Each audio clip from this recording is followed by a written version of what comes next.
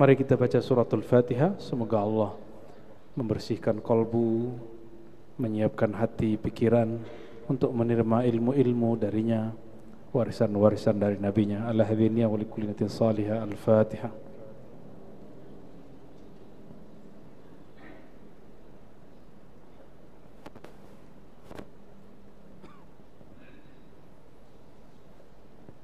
وبسندنا المتصل الإمام البيهقي قال أخبرنا أبو الحسين ابن بشران di kitab Syu'abul Iman.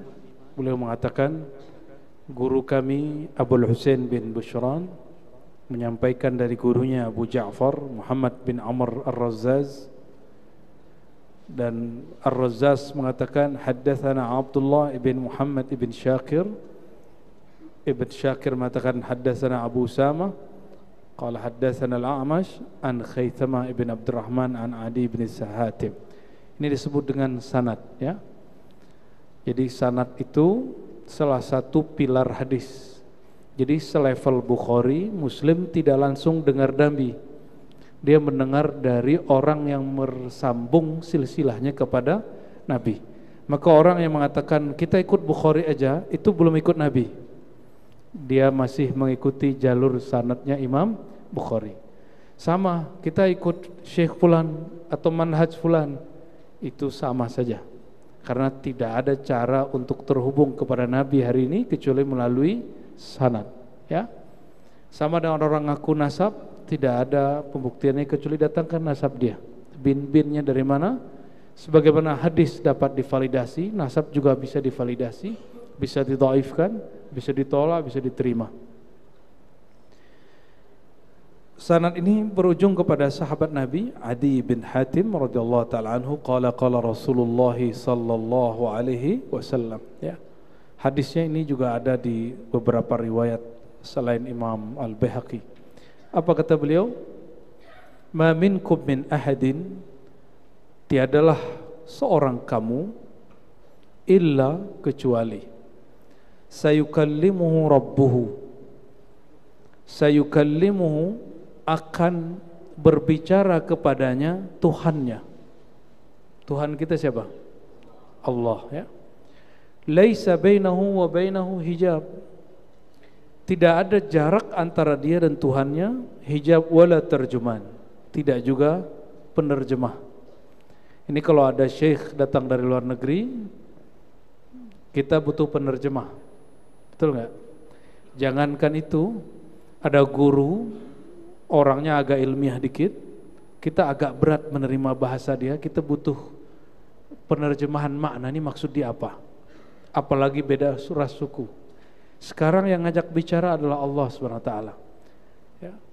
Jadi Allah ngajak bicara, dan masa itu tidak ada jarak antara kita dan Allah SWT. Jarak itu penghalang tirai, disebut hijab. Hijab antara kita dan Tuhan itu dua. Pertama hijab zulumat, hijab kegelapan. Yang kedua hijab nur. Kegelapan itu maksiat, kejahilan. Kalau nur itu ilmu, amal, taat. Ini hilang, ya. Wala tarjuman, tidak ada penerjemah. Fayanzuru aymana minhu fala yara syai'an illa syai'an qaddamahu, ya. Dia lihat, ya, seseorang, kita melihat kiri kanannya, dan dia tidak melihat kecuali apa yang akan dia persembahkan kepada Allah SWT. Lihat kiri sama juga, ya. Wa yanzur amamahu, ke depan juga. Jadi lihat kiri kanan, gak ada yang memberi syafaat. Lihat ke depan. Jadi ini adalah salah satu bentuk hisab. Jadi hisab itu ada dua, Bapak Ibu. Ada hisab malaki, ada hisab rabbani. Hisab malaki yang menghisab malaikat. Hisab rabbani yang menghisab Allah. Kalau Bapak Ibu ini disuruh milih, diperiksa Allah atau diperiksa malaikat? Bener nih. Malaikat apa Allah? Serius? Tahu dari mana nih jawabannya nih? Jangan-jangan udah ngintip kajian kita sebelumnya nih. Kita dihisab Allah langsung atau dihisab malaikat, pilih mana? Kenapa? Dispensasi. Wah, pantesan ibu-ibu dari dulu cari diskon. Udah nyampe di akhirat nyari diskon. Ya, betul. Malaikat itu SOP. Apa yang tertulis begitu dihukum. Kalau Allah itu menilik seseorang, dilihat zahirnya, kok lain sama batinnya, Allah langsung melihat batinnya. Di situ fleksibelnya Allah. Kalau malaikat enggak. Malaikat itu tentara Allah. Tentara itu kalau yang jaga depan gerbang hitam putih enggak? Hitam putih dia. Ya. Mau kemana? Udah janji belum? Kalau kita enggak ada, bilang enggak ada janji, mau cari sang, bisa tutup sudah. Ya. Zaman-zaman Orde Baru masih ingat enggak? Guru-guru saya hanya mengkritisi secara kinayah. Kinayah itu sindiran. Pemerintah saat itu langsung dijemput. Enggak bisa alasan ini itu, ya. Yang jemput kopral. Pas nyampe di markasnya, yang meriksa alhamdulillah sudah di atas dia. Sudah pakai kecerdasan intelektualnya, tidak lagi hanya hitam putih. Oh ya sudah, berarti Tuan Syekh ini aman. Ngobrol lagi, ternyata si pimpinan ini dia mencari ilmu yang ada di dada Syekh ini. Lama-lama pulang, dianterin pulang cium tangan, minta maaf. Tapi kalau sama anak buahnya enggak, hitam putih, enggak ada cerita sama dia. Maka kalau baca ayat surat Al-Ghasyiyah, ya, di ujung bacalah hasibna hisaban yasira. Ya Allah, hisablah kami dengan hisab yang mudah. Bagaimana yang mudah? Langsung Allah yang periksa. Saya sering bercerita, ini di kitab ini juga ada. Di kitab ini juga ada. Seingat kami itu ada kisah. Jadi seseorang beribadah, ada dua kisah. Yang pertama, beribadah sepanjang hidupnya 500 tahun. Yang kedua, tidak pernah taat kecuali terakhir sebelum meninggal tobat. Kira-kira yang masuk surga yang mana, Pak? Hah? Yang tobat. Yang pertama nggak pernah maksiat loh, Pak. Ya? Dua-duanya masuk surga, tapi caranya beda. Yang pertama apa kata Allah? Wahai malaikat, katakan kepada dia, masuklah surgaku dengan rahmatku. Kayaknya dulu waktu di dunia suka demo. Ya, apa kata dia? Ya Rabb, ya Tuhan, ini enaknya bertuhan. Bertuhan ke Allah, jadi boleh demo. Ya, jadi ke Allah itu masih boleh. Allah itu boleh negosiasi. Apa kata si orang ini? Ya Rabb, amiltu 500 am. Aku beramal 500 tahun. Kenapa aku tidak masuk surga dengan amalku? Masih ingat kisah ini? Ini sering saya ulang-ulang biar kita tahu kita masuk surga bukan karena amal zahir. Ya. Lalu Allah mengatakan, oke, malaikat hisab, yang tadi yang menghisab Allah, sekarang menghisab siapa? Malaikat. Malaikat hisab sini. Ambil satu matanya, timbang dengan semua amalnya. Mata kita dipakai berapa tahun? Seumur badan atau tidak? Mata dia dipakai 500 tahun. Tapi apakah orang itu sujud 500 tahun? Apakah orang itu matanya ikut sujud 500 tahun? Oleh Allah digenapkan, oke, kamu sujud 500 tahun. Tapi kamu pasti pernah tidur. Ya, nggak pernah maksiat matanya 500 tahun. Jadi nggak pernah matanya jelalatan, nggak pernah ngeliat film porno, nggak pernah ngeliat aurat orang, nggak pernah dia.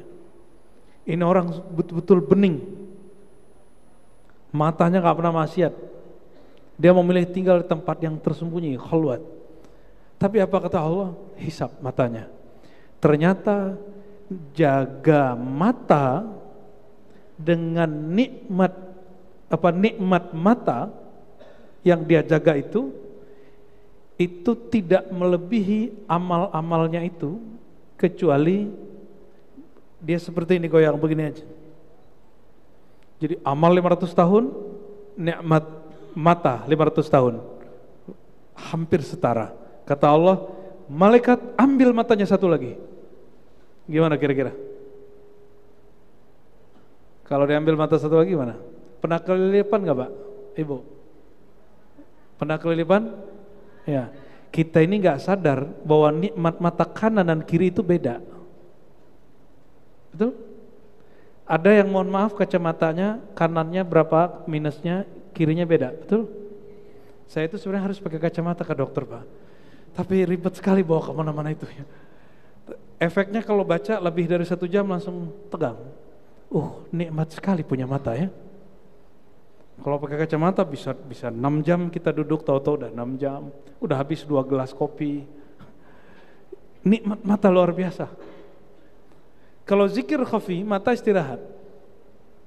Ya. Kalau zikir qalbu, mata kita istirahat. Sayyidina Utsman ditanya, "Engkau kan hafal Quran wahai Utsman. Apakah engkau membaca Quran dengan hafalanmu, dengan baca Quran dari mushaf lebih engkau sukai?" Jawaban dia apa? "Betul, aku hafal dengan nikmat Allah. Tapi aku melibatkan mataku ikut taat, lebih aku sukai daripada hanya membaca dengan hafalanku."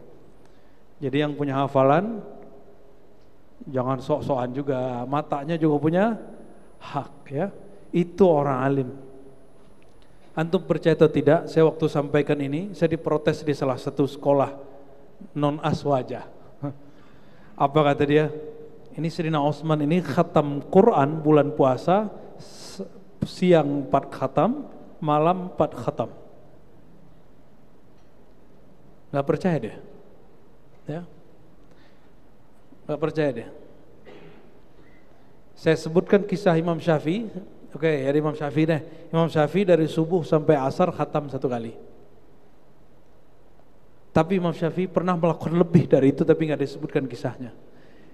Dan alhamdulillah saya jumpa ulama Cirebon, hafiz Quran, zuriat Syarif Hidayatullah, itu baca Quran dari maghrib sampai tengah malam, sebelum isya dia khatam. Allah ya Rabb. Jus setengah jam, ya derita lo. Gak usah tinggi-tinggi. Kita punya santri alhamdulillah, ada salik murid tarekah, ikut belajar zikir. Ikut belajar zikir. Setelah belajar zikir khafi dan sebelum zikir khafi, itu dia merasakan perbedaan hafalan. Tapi dia cerita kepada saya lupa dia melakukan itu sebelum belajar zikir atau tidak. Dia coba baca Quran dari ba'da subuh sampai sebelum maghrib. Khatam sebelum maghrib, apa yang terjadi Pak? Pingsan itu. Imam Syafi'i nggak bisa pingsan Bapak Ibu. Sayyidina Utsman nggak bisa pingsan. Kok bisa? Inilah yang disebut karamat hakikiyah. Jadi karamat itu ada 2. Karamat yang tidak hakiki, zahir, itu karamat-karamat terbang, nyembuhin penyakit, apalagi debus, itu keramat biasa itu. Tapi ada keramat yang hakiki. Keramat apa? Orang bisa istiqamah melakukan satu amalan dengan maksimal. Waktu, ya kayak tadi berapa Bu? 1 juz berapa? Setengah jam. Berarti kalau 30 juz berapa jam tuh? Oh bisa sehari berarti ya? Khatam 30 juz. Ya, temanku 1 juz itu 15 menit. Cara bacanya, ini yang mau saya ceritain ya. Ada orang membaca, Bapak Ibu ini kalau menghafal, cara menghafal Bapak Ibu beda dengan saya. Ya, saya kalau baca Yasin dikira orang kecepatan, tapi saya ngira itu pelan. Baca kitab Shalawat Dalail, saya sudah khatam, dia masih juz 2. Kata dia, kamu kecepatan. Kata saya terlalu pelan ini. Ternyata nanti Bapak Ibu belajar ada satu disiplin ilmu baru hari ini namanya neurologis. Jadi otak itu dia mempunyai jumping. Kalau hari ini orang bisa lakukan 1 halaman, besok dia bisa 3 loncat. Normalnya kan besok nambah setengah, ini enggak. Besok loncatannya bisa 3 kali lipat, bisa kali 5 kali lipat. Barulah saya faham kenapa Imam Syafi'i, Imam Bukhari, Imam Malik, Imam Ahmad bin Hanbal, Ibnu Khuzaimah, apa kata dia? Ma sami'tu syai'an fanasituhu. Aku tidak pernah dengar sesuatu lalu lupa. Enggak pernah, Pak. Kalau ini gimana? Tidaklah aku dengar sesuatu kecuali aku lupa langsung, ya. Betul enggak? Coba hadis tadi hafal enggak? Ma minkum min ahadin illa sayukallimuhu rabbuhu. Bisa? Coba ulangin. Ma minkum min ahadin illa sayukallimuhu rabbuhu wa laysa bainahu wa bainahu hijabun wala tarjuman. Saya baru sekali baca, Pak, hari ini. Tapi 15 tahun lalu saya sudah hafal. Ini jadi saya kalau ngajar tuh sekalian takrir. Alhamdulillah kita diizinkan Allah untuk menghafal dengan mudah. Sekali baca, 2 kali baca. Tapi kenapa saya memilih banyak menghafalkan hadis? Karena kalau hafal hadis, keliru gak dosa. Kalau ngafalin Quran, saya keliru, gak boleh dibaca Quran, baca sholat. Khotoknya fahish, khotoknya bahaya. Ya, misalnya nih, hatta kalau baca Quran, makharij keliru, Bapak salah. Coba baca, ihdinas siratal, coba. Nah itu, baca shotnya, shot ala orang Indonesia. Ya, kalau di Jawa begitu yang benar. Tapi Bapak kalau setoran ke ulama yang punya matan Jazariyah, ya, ulama Makkah kah, Madinah kah, Aleppo kah, Suriah, itu dimasalahin sama dia. Jadi so gitu kan kita begitu. Kita kalau baca so itu perutnya jadi berantakan, mulutnya jadi berantakan. Ya. Padahal kalau baca huruf apa saja, mulut itu nggak boleh berantakan, dia tetap harus stabil. Nggak boleh miring, nggak boleh maju mundur dia. Sederhana, dia coba begini aja, ngembang ngempis. Nggak boleh monyong-monyong, nggak boleh miring-miring dia. Karena makharijul huruf itu mengembalikan titik-titik di wajah kita dan di dalam mulut kita kepada posisinya.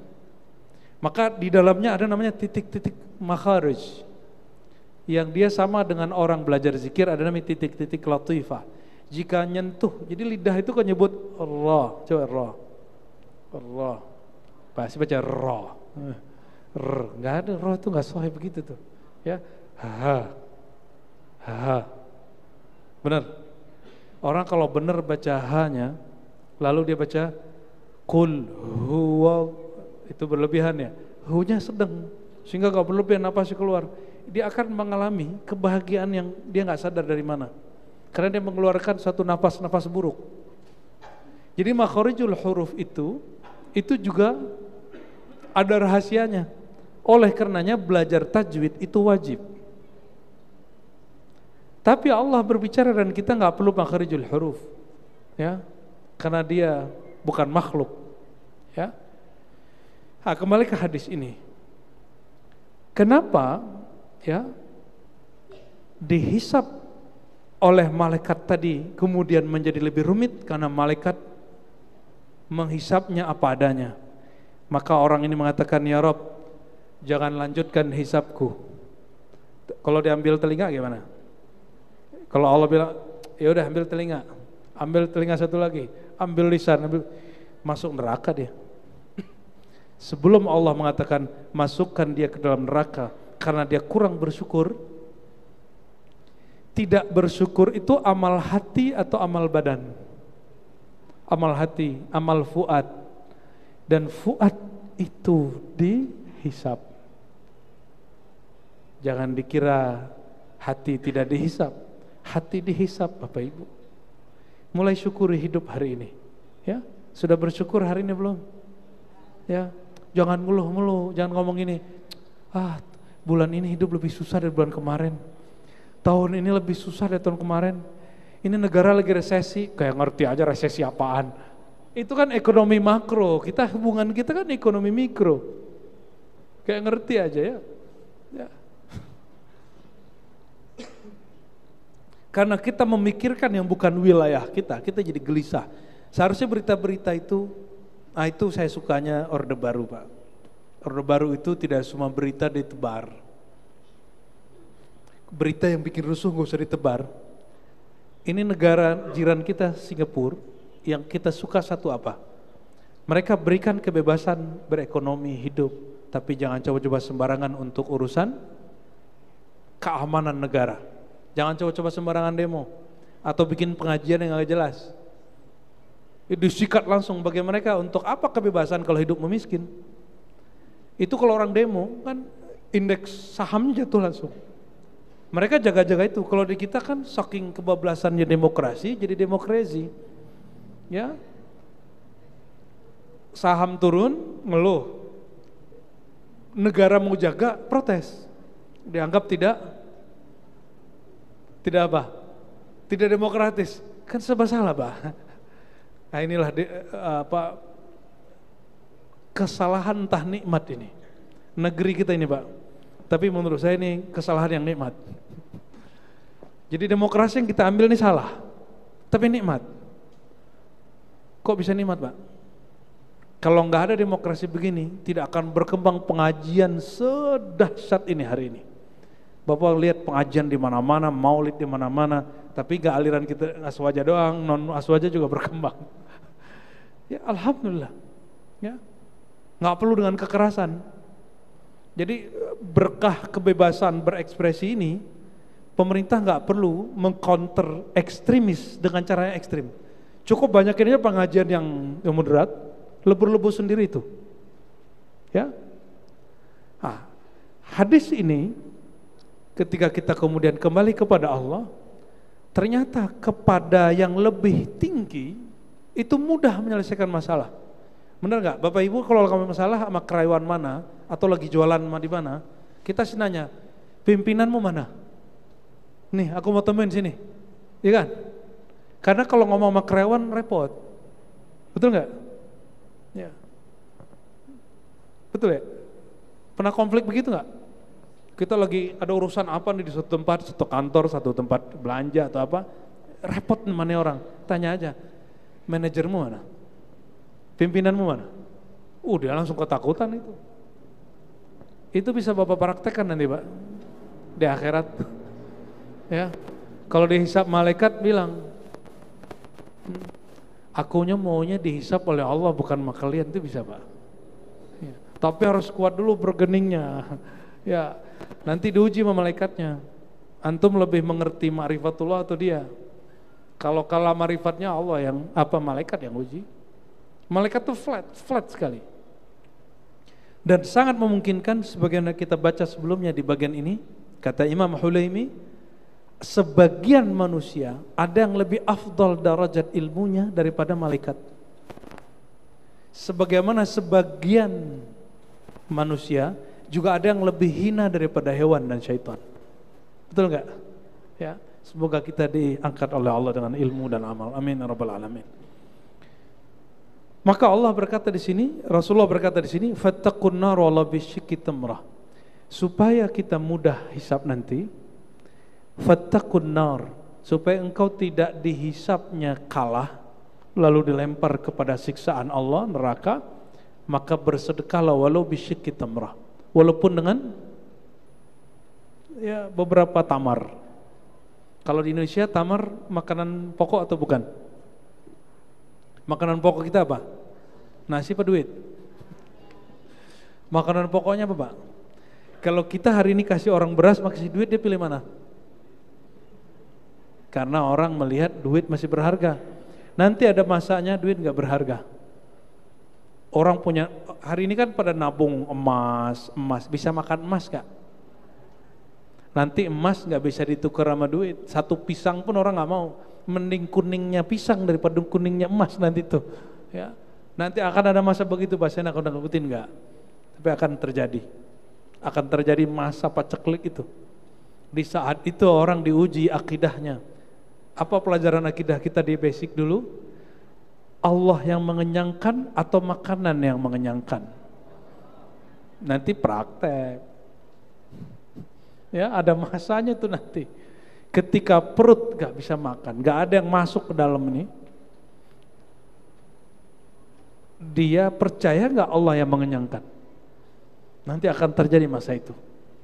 Oleh karenanya para masyayikh kita mengijazahkan agar selalu wiridkan baca kulhu setiap mau tidur. Bahkan Nabi disebutkan di Nasai, hadis Nasai, membaca kulhu 3 kali setiap ada sholat. Mau ngamalin? Ba'da sholat baca kulhu berapa kali? Bukan kulhu, bukan. Sampai selesai Pak. Bismillahirrahmanirrahim. Minimal 3. Minimal berapa? 3. Tambahkan kul a'udzu falaq, kul a'udzu binnas, tambahkan laqad ja'akum kalau waktunya luang, ya. Insyaallah. Bersedekahlah walaupun sedikit. Ya. Sudah bersedekah hari ini? Alhamdulillah. Ya, saya mau tanya lagi, itu sedekah dari rezeki Allah atau dari rezeki selain Allah? Jadi yang berhak dapat reward kita apa Allah? Yang berhak dapat reward, pahala kita apa Allah? Mana yang berhak dapat pahala? Bingung ya? Pertanyaannya diganti, pantaskah kita mengharapkan pahala dari pemberiannya? Nggak pantas. Jadi kalau sedekah aja ya. Katakan gini, ya Allah, kekasihmu Rasulullah mengatakan, pasanglah perisai antara dirimu dan neraka dengan sedekah. Maka ya Allah, aku karena patuh kepada kekasihmu, aku bersedekah. Gitu. Bukan karena takut nerakanya, enggak, tapi karena pesan Rasulullah. Apa bedanya? Kalau karena pesan Rasulullah mahabbah cinta, otomatis nerakanya padam. Kenapa? Jika yang berkalam Al-Habib Al-Mustafa, kekasih, kalau kita ikuti kekasihnya Allah, Allah marah pemurka. Kapan Allah murka? Sehingga ujungnya neraka, kalau kita nggak ikutin kekasihnya sallallahu alaihi wasallam, ya. Maka Imam Al-Baihaqi mengatakan, hadis ini menunjukkan, juga ada di Sahih Bukhari, annahu yuhasibul mukallafina binafsih. Allah juga menghisap orang-orang yang dibebani syariat sendiri langsung. Yukhatibuhum ma'an, dan juga mengajak mereka bicara. Maka siapa yang kenal Allah sedari di dunia, sudah sering berdialog secara rohani dengan Allah di dunia lewat sholatnya, lewat zikirnya, lewat sholawatnya, nanti di sana nggak canggung. Dapatkah kita berdialog dengan Allah hari ini? Bisa. Maka bangun malam hari. Apa kata Allah malam hari? Allah tuh sering ngajak malam hari ngobrol. Yanzilu Rabbuna tabaraka wa ta'ala. Allah turun sepertiga malam terakhir. Apa kata Allah? Hal min da'in fa'ujibalah. Adakah kamu yang bermanja-manja kepadaku, meminta sesuatu, ada kebutuhan, aku akan penuhi kebutuhannya. Tapi kan kita sombong, kita tidur. Giliran main handphone bisa setengah jam. Duduk sebentar saja setelah tarawih, setelah witir, setelah isya, setelah apapun, kayaknya sulit sekali. Kayaknya nonton Netflix lebih penting, ya. Allahumma sholli ala sayyidina Muhammad. Betapa cemburunya Allah hari ini, ya. Kayaknya kalau begitu bukan Allah yang hisab kita, mungkin malaikat kayaknya, ya. Kata Allah, kamu aja, kalian aja yang hisab.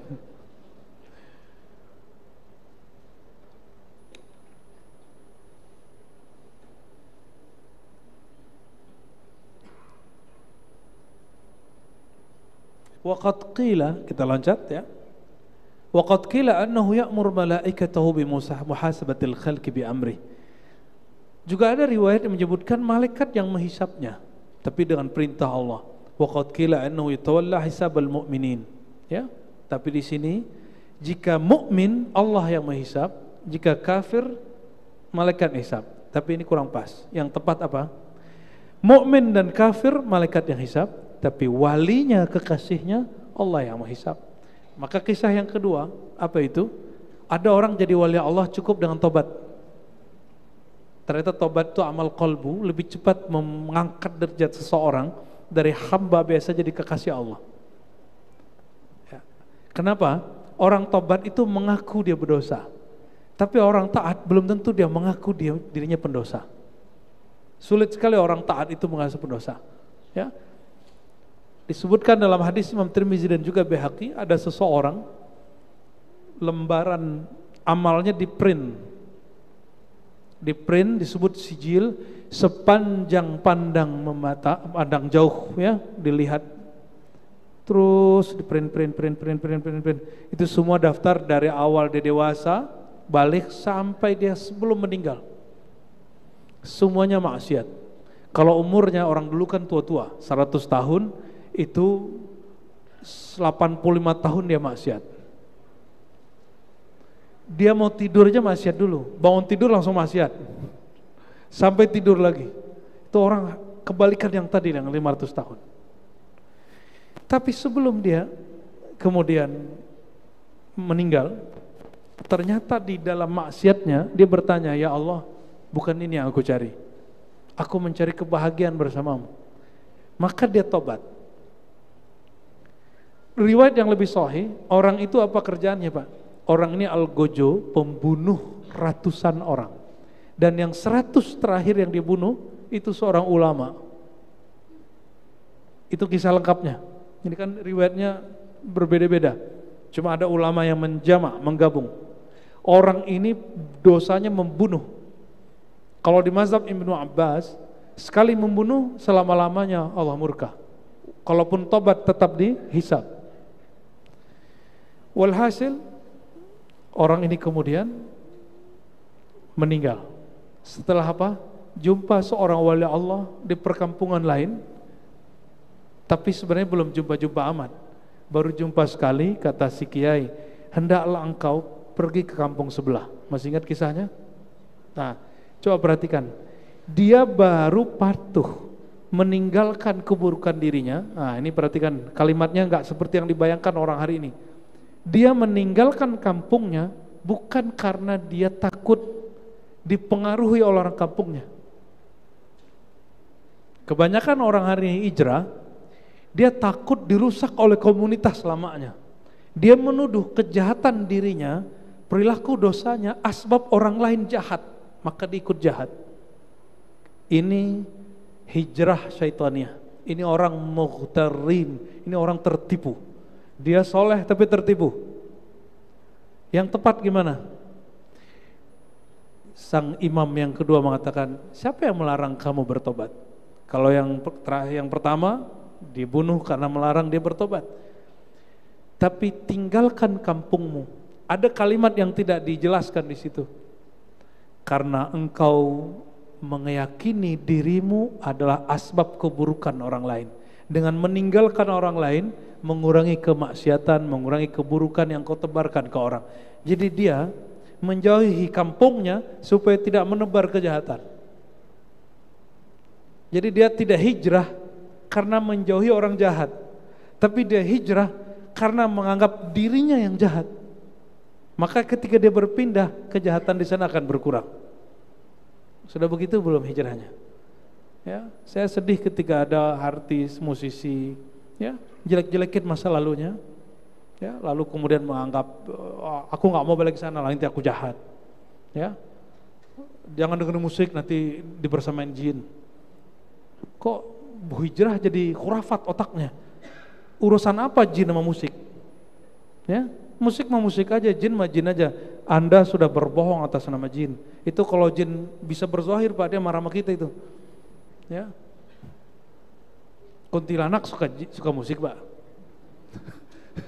Gundro suka musik, nggak laku musik kita sama dia. Oke, jangan berbicara urusan gaib di luar kemampuan kita. Ada kawan kita baru hijrah, terus ngeliat ada apa? Orang bakar menyan. Terus bilang, oh ini makanan jin. Itu kalau jin bisa demo ente dia gampar ente itu ya. Mana ada orang bisa kenyang sama asap. Ente kira jin itu apa sih? Jin itu bertubuh berfisik tapi tercipta dari api. Dari unsur api bukan apinya. Dari anasir api bukan apinya. Kita ini dari anasir tanah bukan dari tanahnya. Bisa bedain?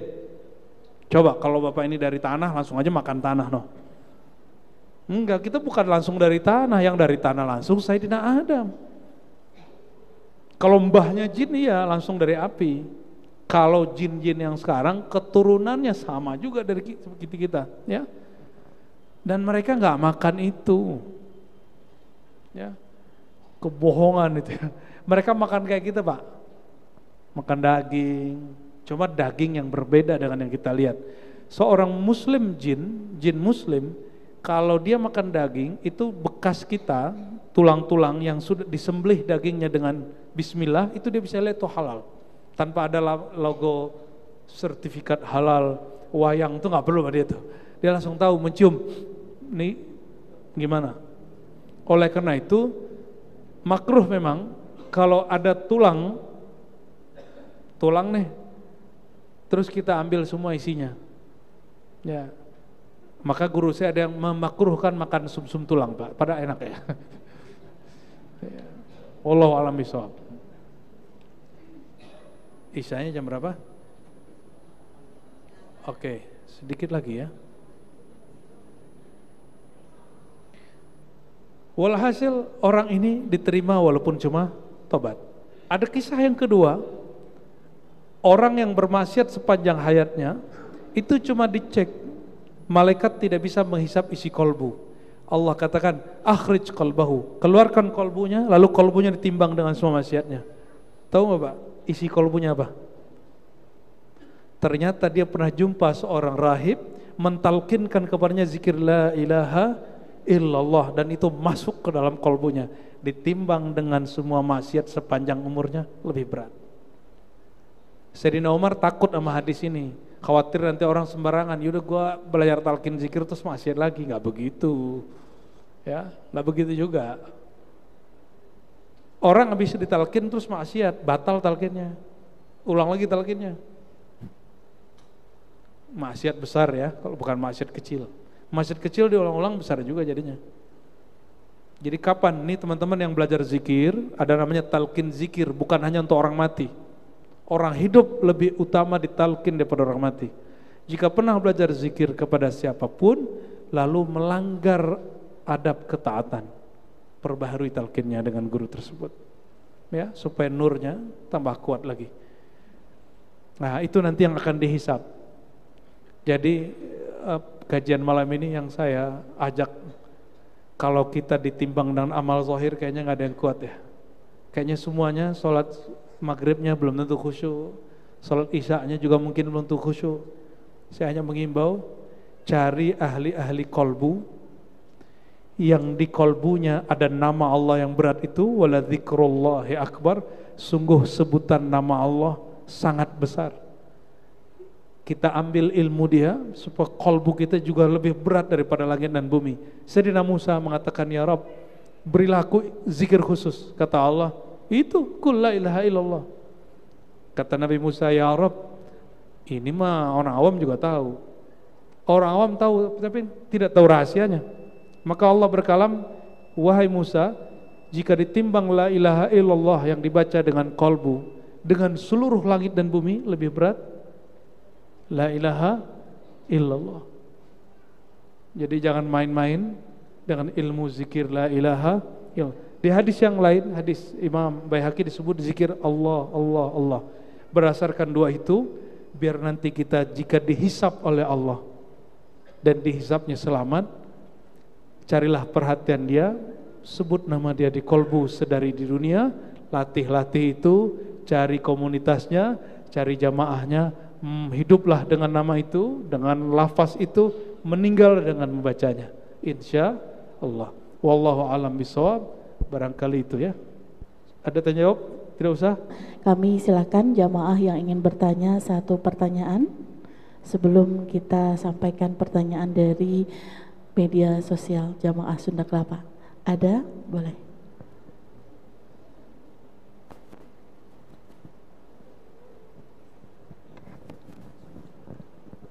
Assalamualaikum warahmatullahi wabarakatuh, Ustaz. Apa betul tadi Pak Ustadz ngendikan dahar tulang sumsum itu makruh? Enggak, itu pendapat sebagian guru, bukan pendapat saya. Saya doyan sumsum, Bu. Ya. Jadi Iya. saya baru dengar ini setua ini saya Makanannya jin itu adalah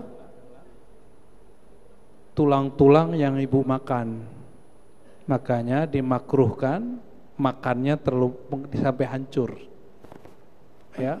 Ya. Dan kalau ibu nggak dapat zaman itu ya, orang dulu kadang-kadang kalau mau istinja pakai apa aja yang keras, kadang-kadang pakai tulang, dan Nabi larang itu. Kenapa?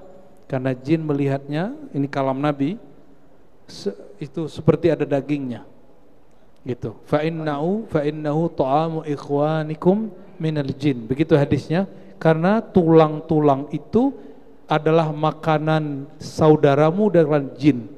Jadi ibu sebenarnya bukan pertama kali dengar, ibu sudah tahu hadis ini lama, cuma pengertiannya yang tidak tahu. Oh iya, insya Ya, Allah, baru ada hadisnya, ya. Fala tastanju bil izam. Jangan beristinja dengan tulang. Fa innahu ta'amu ikhwanikum minal jin. Karena itu makanan saudara kamu dari kalangan jin. Pasti udah pernah dengar hadis itu.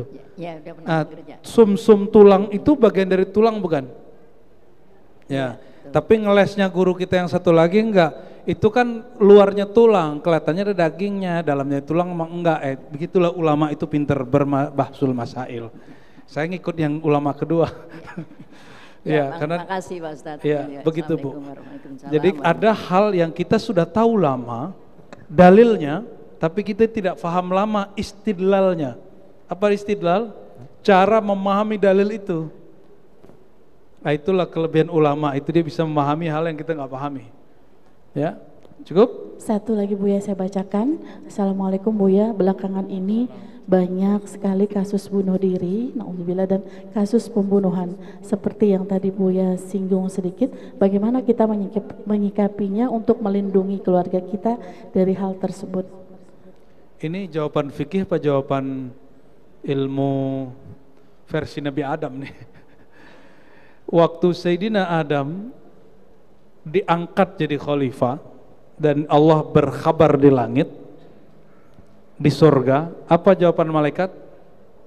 Ya Rabb, ya, ataj'alu may yufsidu fiha wa yasfikud dima. Ini bukan memaklumi apa yang terjadi ya, tapi sikap kita biar nggak kaget-kaget amat kalau itu terjadi.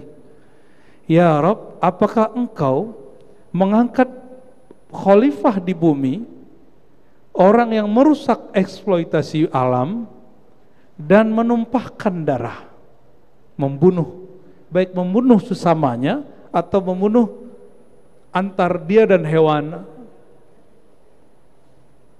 Terjadi nggak? Maka dari dulu anak Sayyidina Adam, anak Nabi itu membunuh saudaranya sendiri, Qabil dan Habil. Betul? Maka setiap ada orang membunuh hari ini, kata Nabi, itu dosanya akan dilipat gandakan kepada karena asbab dia berbuat hal yang nista itu, membunuh orang, maka ditiru oleh orang setelahnya, lalu yang setelahnya ditiru. Akibat dia memberi contoh itu, dia berdosa berkali lipat. Ini bukan dosa warisan, bukan. Dalam Islam tidak ada konsep dosa warisan, sehingga tidak perlu ditebus dengan nisan dan plang, tidak perlu. Ya, itu agama sebelah, kita nggak ada urusan. Beda teologi. Lakum dinukum waliya-din, itu urusan kamu, kami nggak percaya itu. Ya, jadi pembunuhan, membunuh dan merusak itu emang sisi gelap manusia. Jadi ternyata malaikat ini dia berbicara itu berdasarkan fakta. Oleh karenanya ada beberapa kiai menyampaikan apa, dan di kitab juga ada Adam sebelum Adam. Pernah dengar? Dari mana malaikat tahu? Apakah malaikat sedang nuduh Nabi Adam? Kan enggak. Maka disebutkan di beberapa riwayat, tapi hadisnya semuanya dhaif. Namun secara ilmu arkeologis hari ini, Nabi Adam itu kan cuma 6.000 sekian tahun, belum nyampe 7.000 dari kita, mundur. Oke, nyambung? Goa yang ada di Makassar, yang ada lukisannya, umurnya 50.000 tahun. Bayangkan. Di kampung saya di Padang, itu ada kuburan raja-raja tua, namanya Mae. itu paling muda 2000 tahun sebelum Masehi, paling tua 7000 tahun. Gimana Pak? Batu bara fosil-fosil di Kalimantan itu di atas 10 juta tahun, 12 juta. Itu orang gabung rumah Pak, kalau bikin pondasi kan gali tuh, ketemu batu bara yang sekarang lagi anjlok. Ya.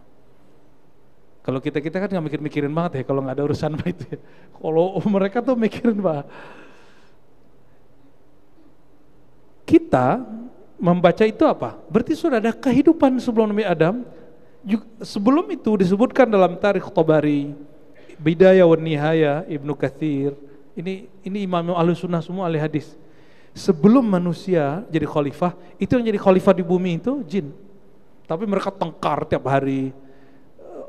Ya fikut dimanya nggak separah kita, lebih parah dari kita, kira-kira gitu.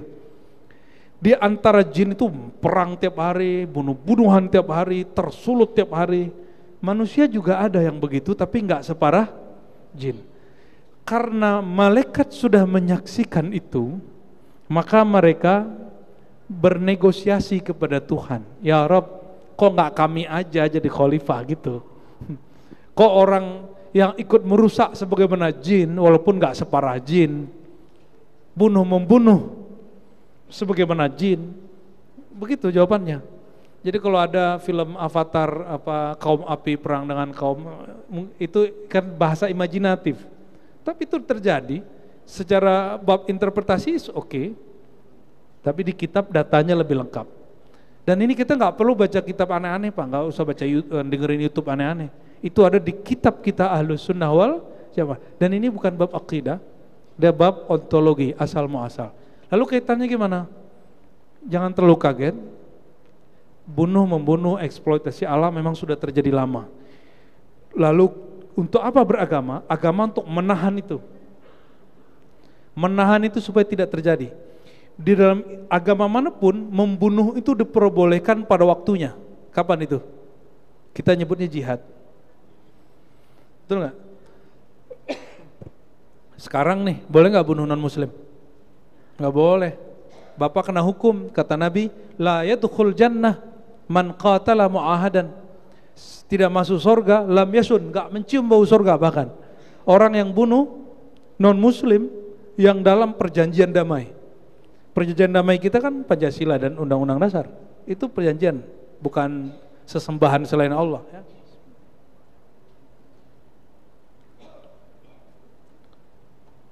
Tangga kita non muslim, besok bunuh aja deh gitu ya. Begitu? Enggak, ente salah baca Quran tuh. Qurannya enggak salah. Ente salah baca.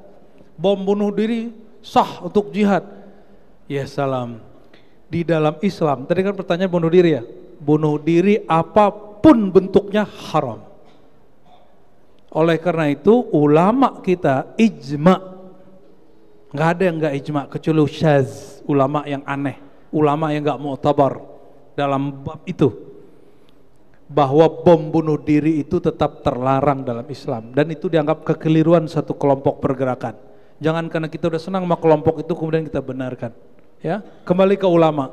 Jangan kembali kepada orang pergerakan karena mereka belum tentu ulama. Ya, barangkali itu Bapak Ibu. Semoga agama yang kita anut ini membimbing kita untuk menjaga hayat dan hanya boleh membunuh di saat jihad, dan sekarang jihadnya masih jihad nafs. Bunuhlah keburukan dalam diri, ya, lawan itu sebelum kita ketemu musuh fisik. Insya Allah.